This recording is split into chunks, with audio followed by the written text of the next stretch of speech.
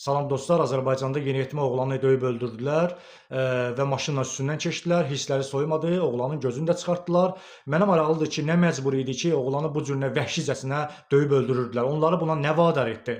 Azərbaycanda ümumiyyətlə xəbərləri açırsan, televizor açırsan, nə bilim saytları açırsan, ancaq bədbəd xəbərlərdir.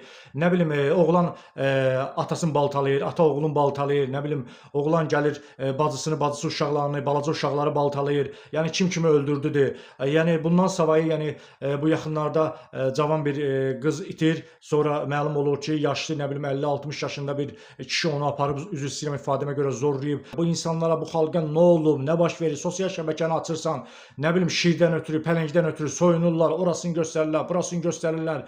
Nə bilim baxırsan sosial şəbəkələrə, anası oğlu ilə sevgilidir, nə bilim bacı qardaşla sevgilidir, nə bilim ata öz qızını zorlayır. Bu onunla yatır, o bununla yatır. Sosial şəbəkələrə baxırsan 50 manata görüşürəm, 30 manata görüşürəm, bu açıb orasını göstərir, o açır burasını göstərir. Yəni mənə elə gəlir ki, bu xalqa senzura lazımdır. Senzura olmasa bu xalqda yəni gic-gic hərəkətlər bəzilərində, nə bilim tərbiyəsizlik, əxlaqsızlıq, mənəviyyətsizlik baş alıb gedəcək. Yəni insan sosial şəbəkəni açır, düşür şəxsiyyətlər, nə bilim səviyyəsiz mahnılar, zövqsüz insanlar, nə bilim müğənnilər gətirir ərin göstərir, biridir, nə bilim filankəsin evini dağıtdım, biridir, nə bilim imkanlı şəxs mənə köməkli göstərdi, birinin hacı saxlayır, birinin sponsor saxlayır. Bu nədir? Bu nə səviyyəsizlikdir, bu nə düşüncəsizlikdir? Yəni insan bu qədərmi tərbiyəsizləşər, bu qədərmi əxlaqsızlaşar, bu qədərmi vəhşiləşər? Nə baş verir ümumiyyətlə? Bu xalq hara gedir? Bu xalqın axırı hara gedir? Yəni tərbiyəsizlik baş alıb gedir.